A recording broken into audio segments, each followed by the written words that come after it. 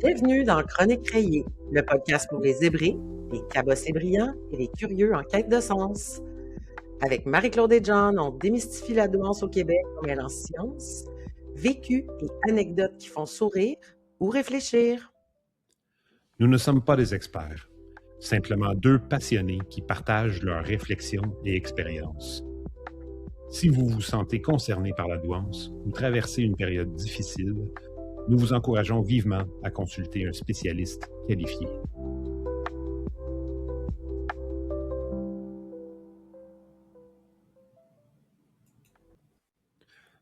Bon, on est prêt? Ça enregistre. OK, je fais l'intro. Intro du premier épisode, épisode 1. Bonne Tu dis numération. tout ça? C'est pas pire? Ben, tout c'est bien. Il faut que le monde sache, c'est ça. Mais c'est quoi la douance? On commence avec ça. Bienvenue dans ce tout premier épisode de Chronique Rayée, le podcast qui gratte là où ça pique, avec bienveillance et curiosité. Aujourd'hui, on pose les bases.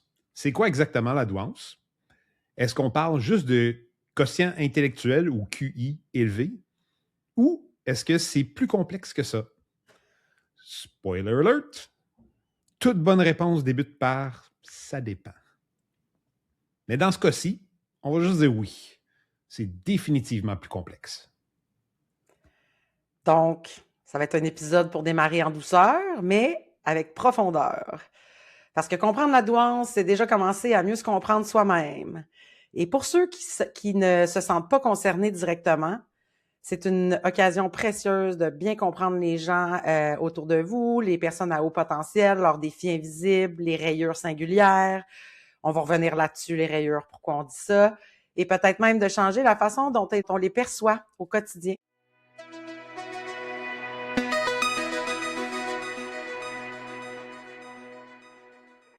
Donc, John, écoute, pourquoi on va dire aux gens pourquoi on a décidé de faire ce podcast-là. Puis en fait, on va commencer par se dire comment on se connaît. Puis pourquoi on a décidé de faire ça ensemble. Ça va être un peu de tout ça là, dans les prochaines minutes. C'est une très bonne question. Donc, toi et moi, on se connaît depuis qu'on a 10 ans. Moi, j'avais 9. Toi, tu avais 9, c'est vrai. Je suis le tout jeune. Donc, on est allé à la même école primaire de la 4e année, puis on a fait la même école secondaire. Perdu de vue jusqu'en 2007 à l'épicerie. Oui. C'est drôle. C'était les années de Facebook, d'ailleurs. Puis c'est là, comme ça on s'est connectés sur Facebook. Moi, je déménageais aux États-Unis à cette époque-là, quelques semaines après qu'on s'était rencontrés.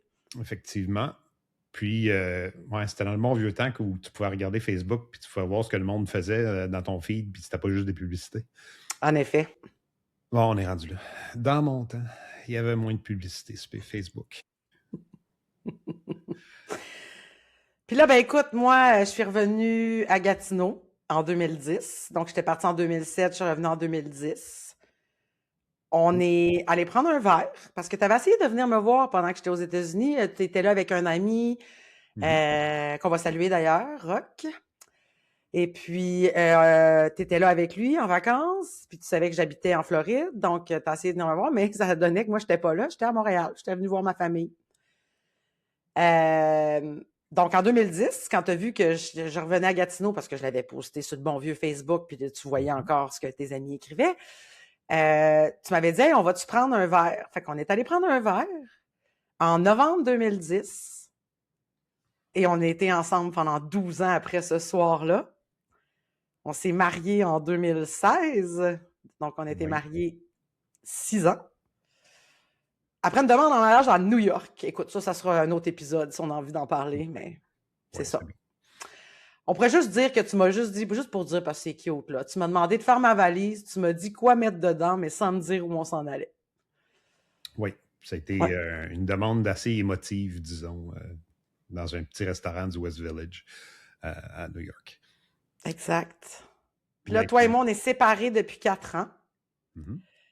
Clairement, on est restés des super bons amis. Si les gens se le demandent, je pense que c'est assez clair. Puis on s'amuse à dire tout le temps qu'on a réussi notre séparation aussi bien que notre mariage. Entièrement d'accord. Entièrement d'accord. Ça serait un peu drôle, on s'haït la face, mais on va faire un podcast ensemble. Ça va être super le fun. Exactement. Pas vraiment. Donc, je sais pas, Marie-Claude, voulais-tu te présenter ou tu voulais que je te présente? Vas-y, je te laisse aller. D'accord. Écoutez, tout le monde, là, c'est des textes qu'on s'est quand même validés. Là. On ne dit pas des choses inconnues. Marie-Claude, émotive, instinctive, dynamique, déterminée, passionnée, perfectionniste, en constante remise en question ou dans le doute. Ça te décrit Ouais. bien?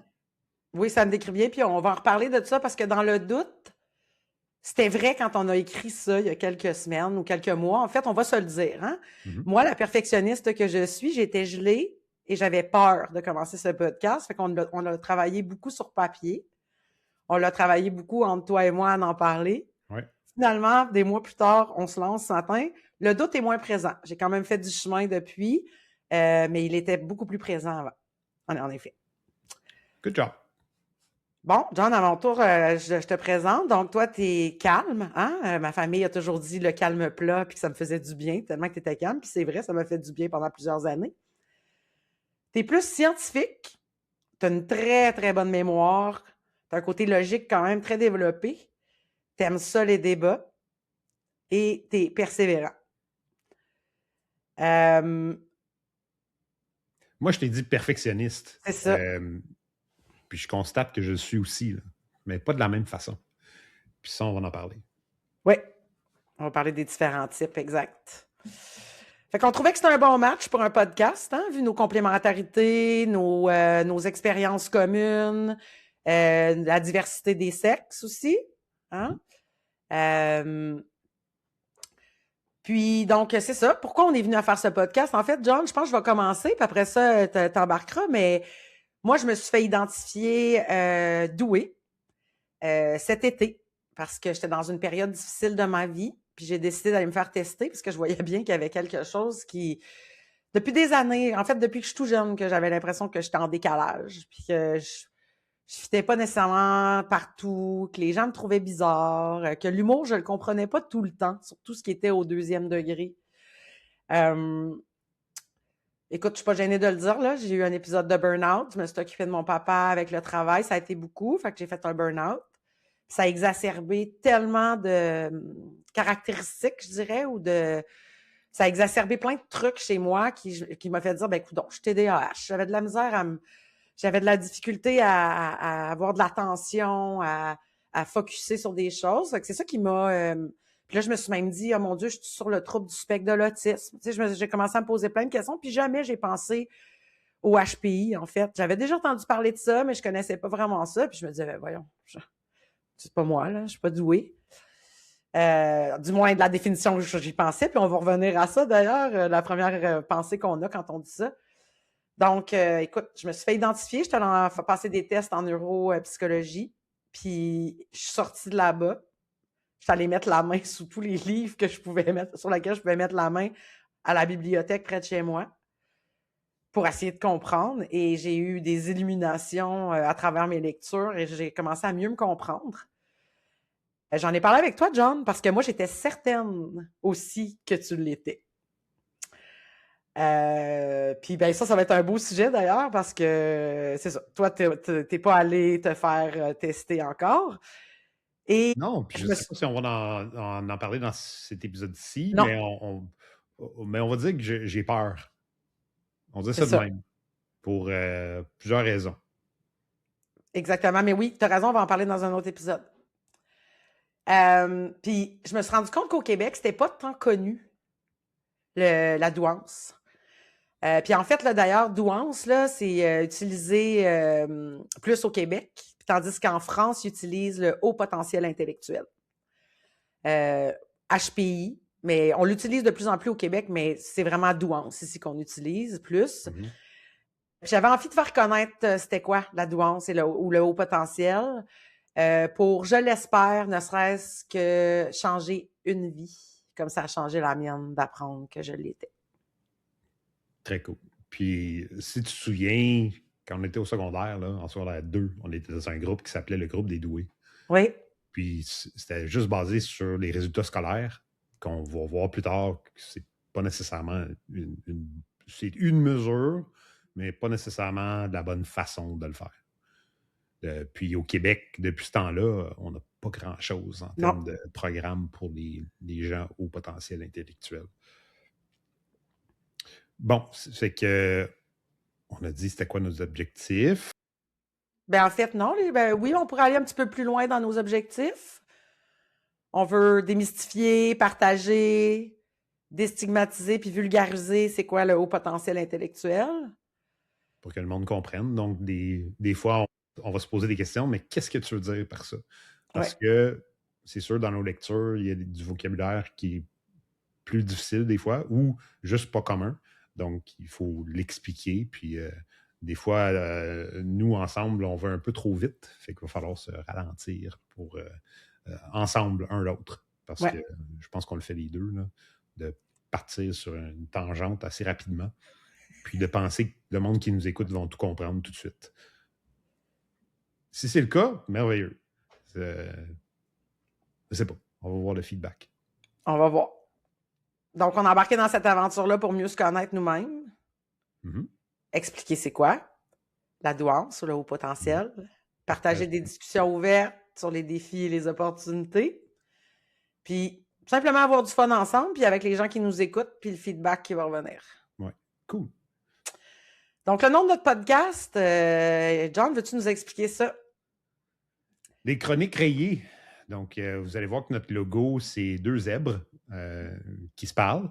Puis, je dois avouer, quand on a fait le logo, les lunettes, je pensais que ça allait être moi, mais là, c'est toi. C'est moi. En tout cas, la zébrée. Mais c'est ça, des zèbres, puis de que c'est. De que c'est un zébré. Puis on va parler de ça, où ça vient. L'appellation zèbre, c'est pour parler des personnes douées, puis je vais lire un peu, là. Ça vient de la psychologue française Jeanne Siot-Fachin, si je le dis bien, oui, qui a popularisé le terme au début des années 2000 pour offrir une alternative.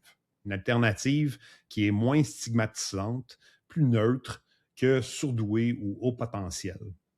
Donc, ça nous donne un nom, là. Ça explique le choix par la singularité des rayures de chaque zèbre.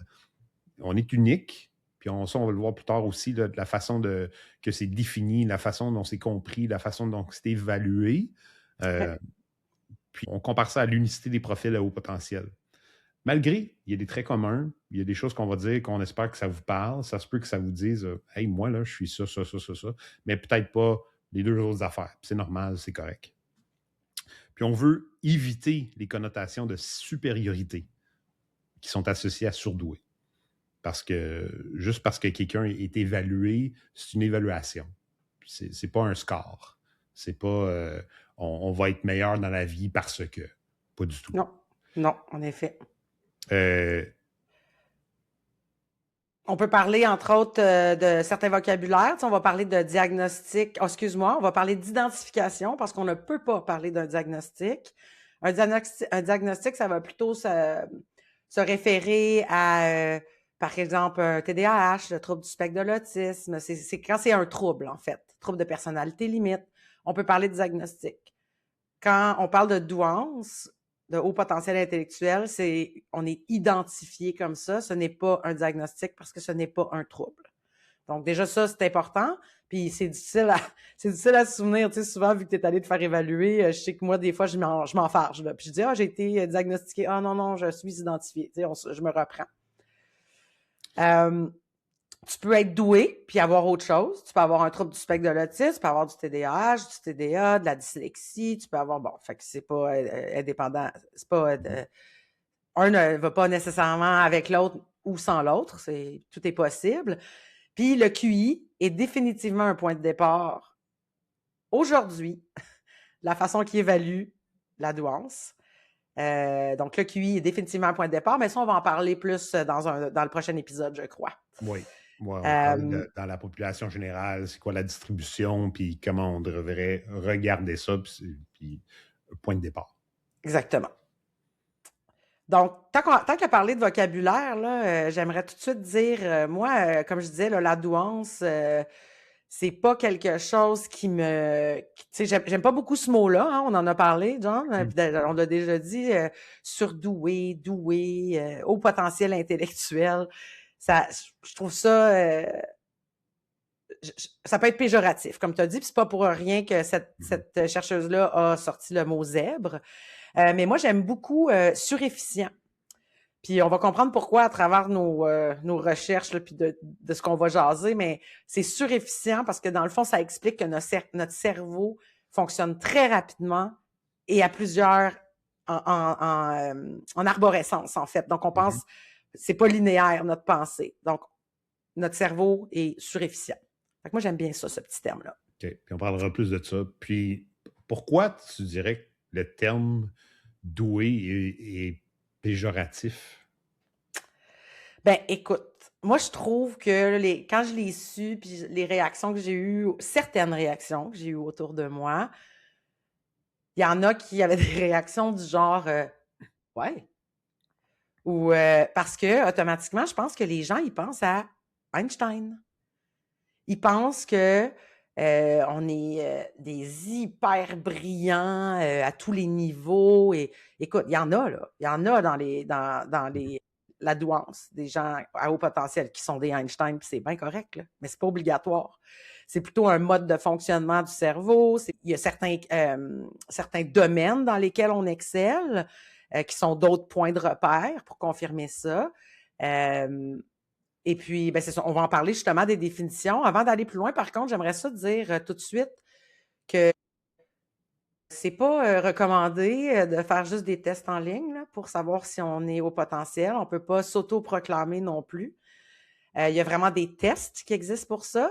Fait que c'est des tests qui sont basés sur l'échelle, sur des tests qui ont été élaborés par un homme allemand, un chercheur allemand qui s'appelait, je vais essayer de le dire, Wechsler, je crois. C'est bon. Puis il y a deux sortes de tests. Il y a les tests, donc WAIS pour les adultes et les tests WISC, WISC, si je ne m'abuse, qui sont pour les enfants. Fait que là, on va venir en parler dans d'autres aussi, dans un autre podcast. Mais je trouve ça important qu'on le dise quand même, John. Il n'y a pas d'autoproclamation là-dedans. Puis les tests sur Internet, c'est pas ça non plus, là. Il y a une batterie de tests que j'ai passés. Moi, j'ai fait 5 heures des formulaires à remplir et 5 heures de tests physiques, là, avec la neuro, puis elle me demande de faire des exercices, puis dans un temps donné, puis des trucs comme ça. Donc, je veux juste le mentionner pour pas que les gens ils s'assoient sur notre podcast en se disant « Ah, ben je vais voir si je le suis. » Non, on n'est pas des experts, on va le répéter. Nous, on jase, conversation entre deux zébrés. Puis si vous trouvez un test sur Internet, c'est très probable qu'il soit nul. C'est « you get what you pay for ». C'est un peu ça. Là. Si c'est gratuit, il y a une raison pourquoi c'est gratuit. C'est quand on ne paye pas, c'est nous le produit. C'est un peu ça. Oui. Fait qu'on ne s'attend pas à faire cette évaluation-là en ligne. Même chose pour les tests de QI. C'était bien populaire il y a plusieurs années, là, au début de Facebook, justement. Là. Il y avait beaucoup de tests de QI qui circulaient. Puis que, bon, sur 10 questions de connaissances générales, on te donne un QI de 160. Peut-être pas. En tout cas. Non, parce que c'est quand même élevé, 160, on va se le dire. Donc, ouais, vas-y avec les définitions. Je te laisse aller. En ce moment, définition la plus acceptée de la douance est le fait d'avoir des aptitudes naturelles exceptionnelles dans un domaine particulier. C'est Marc Grain et collaborateurs de 2015. Une deuxième définition, si on va peut-être comparer un petit peu, fait appel à la conception qui combine 3 composantes interdépendantes. Puis ici, on parle d'élèves. Les élèves doués font preuve de capacité intellectuelle exceptionnelle, on pourrait parler de QI dans ce cas-là, de créativité, par exemple, en trouvant des solutions uniques à des problèmes, et d'un engagement à la tâche, en démontrant une détermination face à l'exécution des tâches. Les 3 éléments nous permettent d'identifier les élèves doués à l'aide d'échelles. On parlait d'une évaluation, questionnaire, des tests psychologiques, ce que tu as parlé, Marie-Claude. C'est du modèle de Renzulli qui est connu, puis on va peut-être présenter un graphique la prochaine fois, là, mais c'est pas bien compliqué. Là. C'est un diagramme de veine, puis des cercles un par-dessus l'autre. Puis selon... Oui. Non, regarde, si tu me laisses aller, fait que moi, je dirais, je vais continuer là-dedans aussi. Fait que selon une troisième approche, la douance, ça se résume pas à des aptitudes naturelles exceptionnelles, donc ce qu'on appelle le potentiel. Mais ça résulte aussi de l'exposition à des possibilités de développer ce potentiel-là. Donc, quelqu'un peut avoir un QI élevé, mais il n'est pas dans un milieu social pour le développer, puis ça ne se développera pas, finalement. On se parlait avant le podcast aussi, il y a un chercheur Oui. qui dit, lui, c'est QI, c'est quotient intellectuel, that's it. Fait que différentes façons de voir, puis je pense que ça va dans la prochaine affaire qu'on voulait dire. Oui, c'est ça. Que l'absence de définition consensuelle de la douance pose des problèmes en ce moment. Ça pose des problèmes au gouvernement, aux organisations internationales qui doivent déterminer la manière d'identifier formellement les enfants et les adolescents ayant besoin d'un programme d'études spécialisé pour la satisfaction de leurs besoins. Parce qu'on va voir, faire une petite parenthèse, mais on va voir que souvent, les enfants surdoués s'ennuient à l'école. Ça ne va pas assez vite. Les provinces, les territoires canadiens ne reconnaissent pas tous officiellement la douance comme une exceptionnalité. Puis même parmi ceux qui le font, le niveau de soutien et les programmes offerts varient considérablement entre les provinces au Canada. Par contre, selon la plupart des théories et des recherches, les élèves doués possèdent des capacités remarquables dans différents domaines tels que le langage, le raisonnement et les arts. Ça, c'est selon Vèvre, Douret, 2011 et Renati 2023. Là, nos sources, on va les mettre dans le podcast là, sur Spotify, dans des liens. On les mettra dans les notes du podcast, là, des sources qui seront là. Ouais. Fait que dans tout ça, comment... Il y a de quoi tu as dit là, qui m'a frappé. Parce que moi, ça m'arrive assez souvent, pas tous les jours, là, mais assez souvent de penser, est-ce qu'on peut aller plus vite? Puis à l'école, moi, à l'école, c'était souvent ça, là. Plus vite. Ouais. On y va, là. Puis j'étais toujours le premier à finir. Il me restait toujours du temps à la fin de la classe. Quand on a eu les modules pendant 1 an en histoire, on avait fini bien de l'avance. On avait un de maths où elle dit « Finis le livre, puis vous pouvez faire ce que vous voulez à la fin de l'année. » Puis je pense, dans la moitié du temps qui restait, je l'avais fini, puis c'était une course avec d'autres. Puis j'avais des bonnes notes, là, mais je voulais toujours aller plus vite. Est-ce que toi, ça s'est manifesté comme ça? Puis partie B, est-ce que ça se manifeste encore comme ça? Oui, moi aussi, ça s'est manifesté comme ça. On dirait que j'avais... c'était pas demandant d'aller plus vite parce que je vais plus vite. Je suis toujours allée plus vite en général dans la vie. Puis oui, c'est encore comme ça. C'est encore comme ça. Et j'ai compris ce que tu me dis, tu peux arrêter de parler, là. Ouais. Me faire répéter les choses, moi, ou me faire poser une question, en fait, quelque chose qui est très difficile pour moi, qui me draine énormément d'énergie, c'est me faire poser une question, puis me faire donner les 14 choix de réponse en plus, avant de me laisser répondre. Dans une conversation, je parle.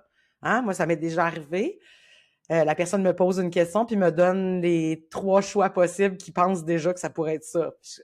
Ouais, non, mais laisse-moi juste parler. Je finis souvent les phrases des autres parce que je sais déjà qu'est-ce que la personne va dire. J'ai déjà compris. Écoute, est-ce que je me trompe pas? Ben oui, je me trompe des fois. Là. C'est sûr que je me trompe. C'était pas ça que la personne disait ou voulait dire. Ça m'arrive. Mais c'est encore comme ça. Tu sais, c'est pas pour rien que je fais de l'événementiel dans la vie, John. J'ai fait ça pendant plusieurs années. Là, je viens de revenir dans ce milieu-là. Ça va vite. J'aime ça, puis j'ai besoin de ça. Puis on touche à plein de trucs. Ça me motive aussi, moi, d'avoir plein de trucs. Sinon, on dirait que je deviens paresseuse. Okay. Fait que je trouvais ça cool à l'école, les modules ou les trucs. C'était comme une compétition. Je trouvais ça le fun. Puis d'avoir l'objectif d'avoir du temps pour soi, pour un projet personnel, puis pas juste du travail scolaire, puis de l'apprentissage. Moi, que ce soit lire un livre, que ce soit... C'est vraiment ça qui me motivait. C'est d'en avoir fini avec ce qu'on apprend parce que ça allait déjà trop slow. Puis après ça, avoir l'opportunité de, c'est ça, explorer ce que je voulais explorer.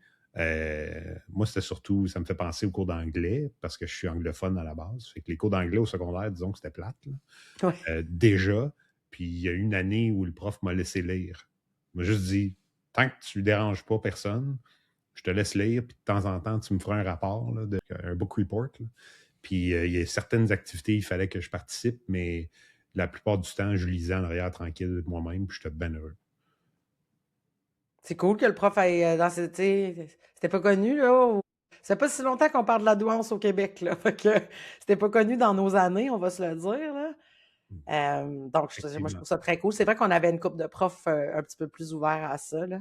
Ouais. Ou avoir à écrire ta réponse au long dans le cours de maths quand tu connais la réponse, là. J'ai la bonne réponse. OK, ouais, mais faut que tu montres comment tu es Faut arrivé. l'expliquer. Oui, c'est ça. C'est arrivé dans ma tête. Ouais. Mais il fallait l'écrire au long, puis je trouvais ça long pour moi, pour rien.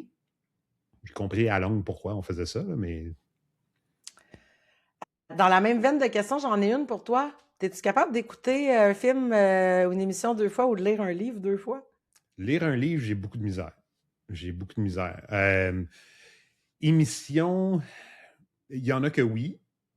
La série Band of Brothers, je l'écoutais 10 fois. Je l'adore. OK. Je le réécouterais n'importe quand.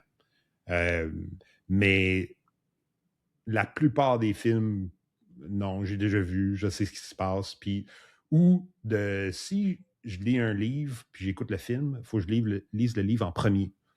Puis après ça, je trouve qu'écouter le film, ça me permet de voir la façon dont ils l'ont imaginé. Tandis que si j'écoute le film puis je lis le livre après, ben, je sais ce qui va arriver puis je trouve ça plate. Ouais, c'est ça. De là, ta réponse de lire un livre 2 fois. Moi non plus, je suis pas capable de lire un livre 2 fois. Non, dès que je m'aperçois que je l'ai déjà lu, à moins que ce soit un livre comme vraiment pratico-pratique, ça ne m'intéresse pas. Je perds intérêt après le Même premier. chose avec les casse-têtes, pour moi, John. Tu sais comment j'aime faire des casse-têtes? Moi, faire un casse-tête 2 fois, je l'ai déjà fait. Je sais les morceaux vont où, je n'aime pas ça. En tout cas, assez de ça, mais c'est intéressant quand même de voir, sans nommer des caractéristiques, de voir certains trucs qui sont pareils. Oui, effectivement. Donc, vas-y, je te laisse aller. Je me demandais où on continue. La douance désigne, si on continue un petit peu dans les définitions, là, où on s'en va un petit peu plus loin, la douance, ça désigne des individus qui présentent des capacités exceptionnelles dans certains domaines. Donc, tu sais, tantôt, on posait la question au début, c'est juste une question de QI. Puis on a dit, ça dépend.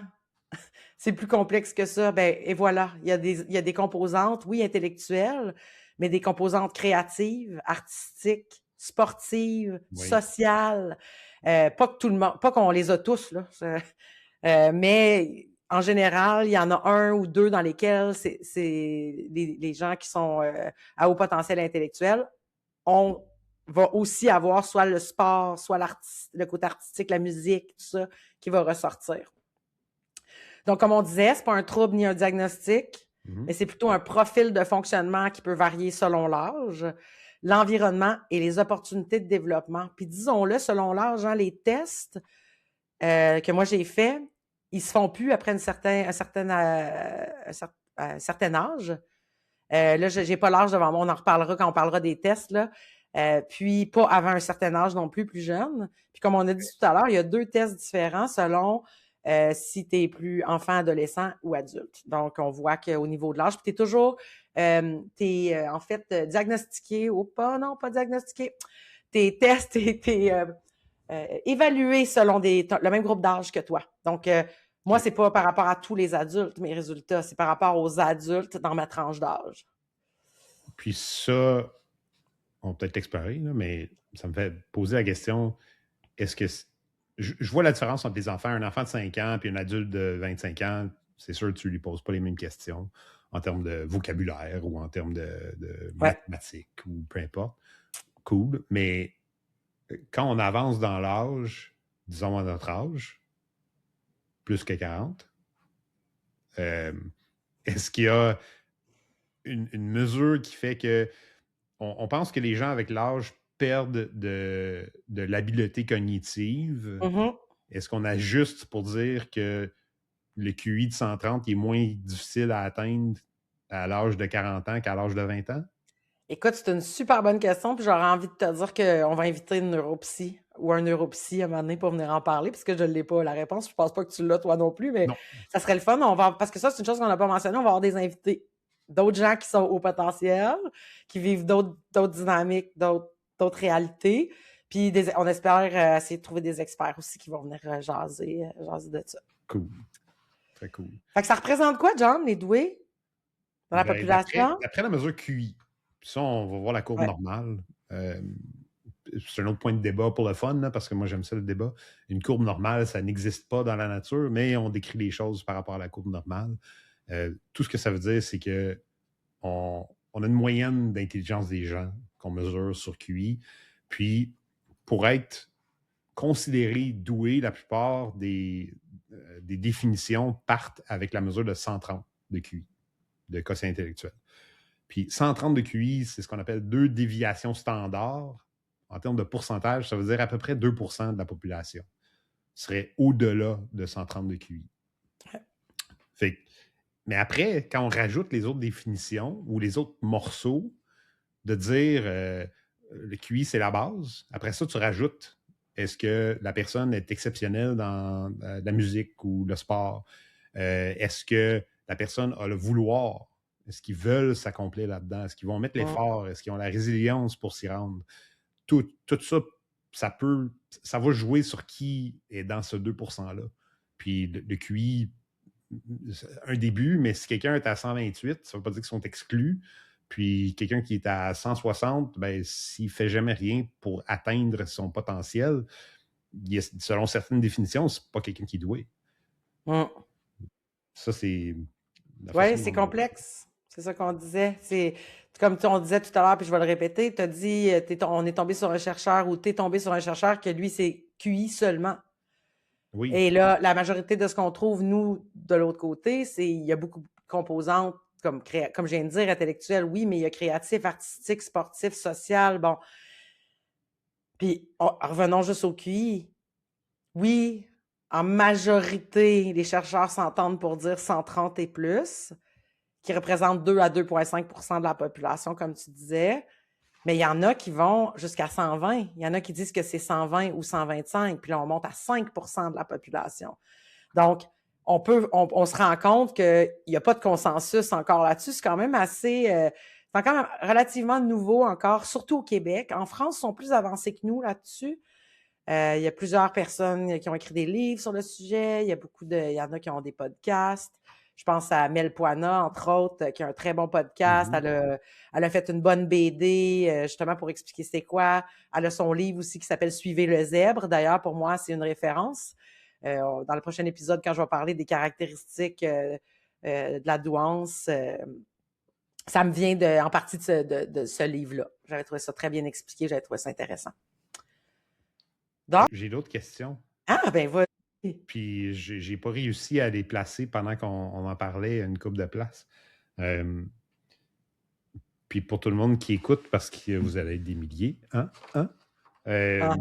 j'avais préparé des questions, mais je ne les ai pas dit à Marie-Claude. C'est pas des gotchas, c'est juste des questions que j'étais curieux à savoir.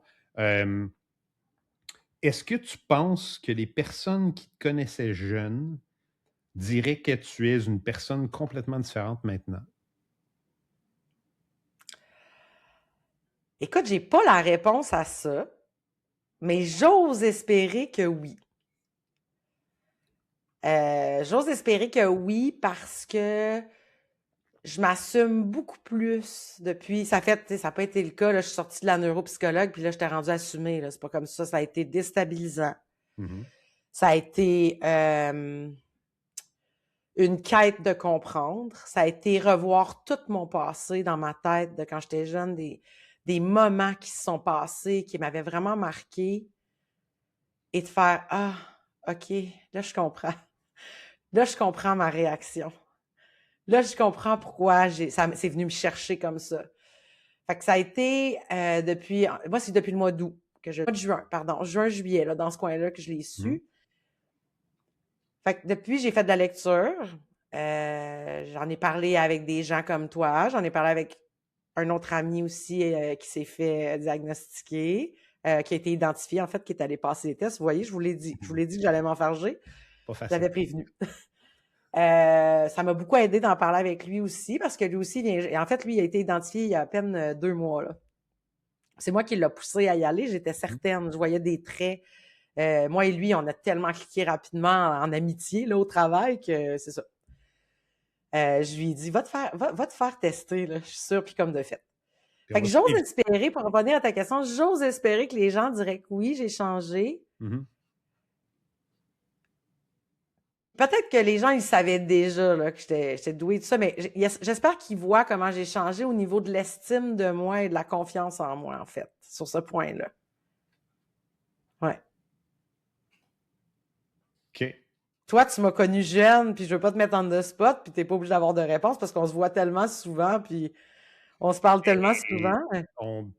On on n'était pas super amis. Là. Quand t'es jeune, c'est vrai. Je pourrais pas te dire comment tu étais quand tu étais jeune. J'ai été ton tuteur en maths. My God, j'allais dire la même chose. J'ai vu que je me rappelle que tu n'avais pas vraiment besoin de moi. Tu avais besoin de quelqu'un pour t'amener un petit peu plus loin dans ta compréhension, mais ça n'a pas pris de temps là, que tu as compris. Puis dans ce temps-là, c'était un mélange de la qualité, je vais dire la qualité des profs. De la prof, tout simplement, de cette une en prof-là. particulière qu'on avait de la misère à Plus comprendre. difficile. Mais vu que moi, je faisais beaucoup des choses par moi-même, je pense que ça me dérangeait moins. Puis j'ai aidé plusieurs personnes dans la classe aussi. Fait que ça a parti de là, mais après, ça a pris quoi? Je pense 2 sessions de tutorat, puis c'était fini. Tu n'avais plus besoin de moi. Donc c'était. Mais c'était vraiment la seule interaction. C'est vrai, tu as raison. Parce qu'à part ça, là.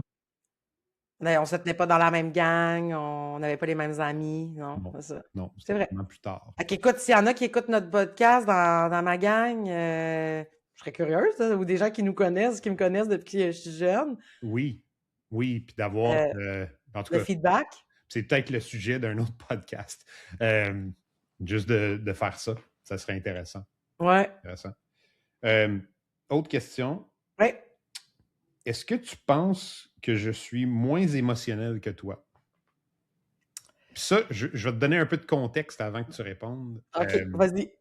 Parce que je faisais des lectures ce matin avant, puis il y a une lecture qui m'a frappé.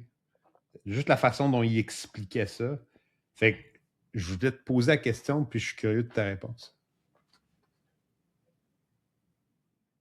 Ah, excuse, je pensais que tu me donnais plus de contexte. Je suis là, j'attendais. Non, le contexte, c'est que je lisais un article, puis je me posais la question à savoir, par rapport à ce qu'ils m'ont dit, parce que je ne veux pas dévoiler après, là, je vais t'en parler après de ma perspective, mais avant, je voulais avoir ta perspective.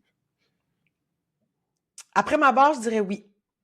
OK? Ma première réponse serait oui, mais c'est plus complexe que ça. C'est pas juste oui comme ça. Donc, moi, je suis beaucoup plus émotive que toi parce que je suis une hypersensible en plus. Ça veut pas dire que toi, t'es pas sensible. Moi, je suis une hypersensible. Moi, je vis mes émotions. Des fois, ça prend de la place. Ça. Mes émotions prennent beaucoup de place. C'est difficile à gérer. Ça me demande énormément d'énergie. Ça me gruge de l'énergie. Puis ça, on va en parler là, avec les caractéristiques de la douance dans le prochain épisode. Mais ça veut pas dire que tu n'as pas d'émotion. Ça veut pas dire que tu n'es pas émotif ou que tu ressens pas.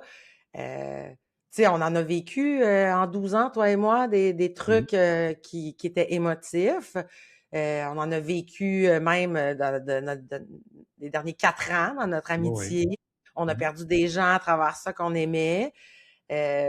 Donc, tu sais, je le sais que tu es émotif. Ça veut pas dire ne pas être émotif que ça te fait rien puis que t'es frouette, t'es frette, c'est pas ça que ça veut dire. Mais tu n'exprimes pas tes émotions comme moi. Moi, je les exprime, là, tout le monde est au courant. Hein? On va se le dire, là. Tout le monde est au courant qu'il se passe quelque chose. Moi, il faut que je parle à quelqu'un, il faut que ça sorte, il faut que j'en parle. Toi, tu es plus introverti là-dessus, je pense. Tu fais ton cheminement potentiellement plus avec toi-même. C'est ça. Puis toi, tu es correct de le faire avec toi-même. Moi, j'ai besoin que ça sorte, puis j'ai besoin que les autres... La raison que je posais, c'est que on me voit... on m'a déjà accusé de ne pas avoir d'émotion ou de faire la joke you're a robot, tu es un robot, tu n'as pas d'émotion, mais c'est justement... J'ai eu beaucoup de misère où ça m'a pris longtemps à comprendre comment exprimer mes émotions, mais je les vis beaucoup à l'interne. Puis ça prend du temps, puis ça prend de la place. Puis c'est là que j'ai réalisé en lisant un article ce matin par rapport à ça, les émotions, puis comment les gens doués peuvent s'exprimer, puis l'hypersensibilité, puis tout ça. Ouais. Puis c'est pas nécessairement... Il y a des nuances là-dedans de comment les gens l'expriment, si les autres le voient. Parce que je peux m'accrocher sur des affaires pendant des heures et des heures que j'aurais dû juste laisser aller. Puis, logiquement, je sais que je devrais le laisser aller, mais émotionnellement, il faut que je fasse mon chemin. Mais je le fais beaucoup à l'interne. Ça s'appelle le petit vélo.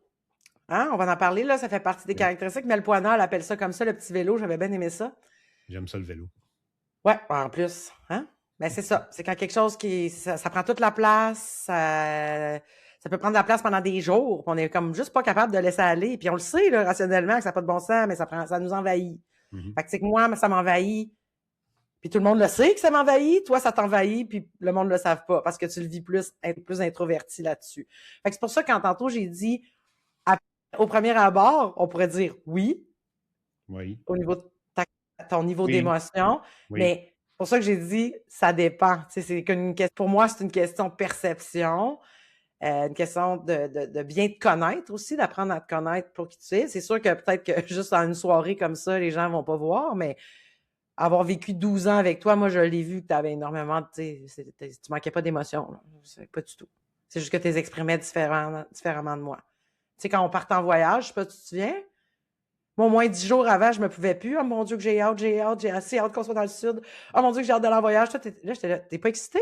Ben oui, mais ça paraît pas. T'as dit là à ta face. Dis-le à ta face. Ben, je vais le dire J'étais à ma rendu face à quand je vais faire l'aéroport. Oui, oui, c'est ça. Toi, c'était rendu à l'aéroport que le matin même. Là, je le voyais, ton excitation. J'étais là, mon Dieu, hey, il est capable de gérer, pas moi. Là, je suis rendu. Ben, c'est ça que j'ai pensé aussi, c'est le côté gestion. Est-ce que c'est une meilleure gestion émotionnelle? Est-ce que c'est une gestion différente? Oui. Différent. Je pense que c'est plus ça. Oui. Tu sais, parce que quand on parle d'intelligence émotionnelle, c'est ça, ah mon Dieu, j'ai plus les mots. Ça vient de me venir en tête. Mais je t'avais expliqué qu'il y en avait deux. Cognitive et... Oui. Pardon? Et psychologique, genre, c'était pas ça? Quelque chose comme... C'était quelque chose comme ça, mais l'intelligence émotionnelle, qu'on comprend, on sent ce que l'autre sent. Au niveau du cœur ou au niveau de la tête? Comme l'empathique, oui, c'est ça. Puis après, la logique, je suis capable de pleinement comprendre ce que l'autre dit, puis que la façon dont il se sent, mais c'est pas moi qui va l'exprimer. Ouais. Ou j'aurai pas la même expression de ça. Donc, j'ai quand même c'est l'empathie, c'est ça, l'empathie cognitive, puis l'empathie, je sais plus. En tout cas, on trouvera pour la prochaine fois, puis on demandera. On en reparlera, on reviendra là-dessus. Fait qu'écoute, je n'ai pas d'autres Tu questions. n'as plus de questions? Ben écoute, le premier épisode est fait, John. On a sauté finalement. On s'est lancé. Est-ce que c'est parfait? Sûrement pas. On a-tu du plaisir? Moi, j'ai eu beaucoup de plaisir. Beaucoup plus que je pensais, en fait. Oui, oui. Oui. J'avais tellement peur. J'étais un peu nerveux pour n'avoir fait des audios, j'étais correct. Ouais. Puis on se fera un gros debrief, là, mais par rapport à comment on se sentait. Mais oui, c'était bien. Moi, je pense que c'était bien. Moi aussi. Bon, écoute, vos commentaires, on serait super partants. Y a-t-il quelque chose qu'on change? On parle du trop fort, pas assez fort, trop vite, pas assez vite? Des idées pour les prochains podcasts. On est super preneurs. Vous avez pensé quoi? Puis écoute, si on revient rapidement, aujourd'hui, on a parlé de qui on était, c'est notre premier podcast, puis on a essayé de démystifier un petit peu c'est quoi la douance avec quelques définitions. On se rend compte que il n'y a pas de consensus encore au niveau mondial, même pas international, que c'est une petite partie de la population. C'est pas clair si c'est juste sur le qui, sur d'autres choses selon les scientifiques. Donc écoute, on va continuer à démystifier ça ensemble. Puis justement, dans le prochain épisode, veux-tu nous dire ce dont on va parler? Non, j'allais te demander parce que je ne le trouve plus. OK, ben c'est correct. Regarde, on va parler de l'intelligence en général. Donc, du QI, et que tu en as parlé un peu, là, la courbe et tout ça. Puis des caractéristiques qui entourent le haut potentiel intellectuel. Donc, quelques caractéristiques, ça ne veut pas dire que tous les HPI les ont tous, mais c'est des trucs, puis on l'a dit, là, hein, on s'appelle les zèbres parce qu'on est tous différents. C'est pour ça que, là, je me souviens plus de son nom, là, je suis désolée, je l'oublie à chaque fois. Voyons, la chercheuse ici, Jeanne Sio-Fachin. C'est pour ça qu'elle avait choisi ce terme-là, parce qu'ils sont tous différents. Donc, les HPI, c'est la même chose. Les zèbres, on est tous différents.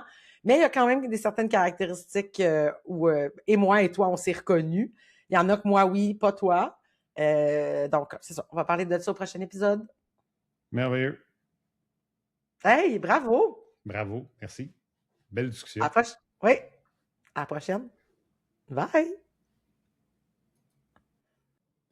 Notre but avec ce podcast, c'est de rendre le HPI plus compréhensible, plus humain et surtout moins solitaire. Alors, si cet épisode vous a aidé, partagez-le. Peut-être que quelqu'un, quelque part, en a besoin aujourd'hui. Vous pouvez nous écrire, on lit tout et ça nourrit ce qu'on crée ici. Merci de nous accompagner dans cette aventure.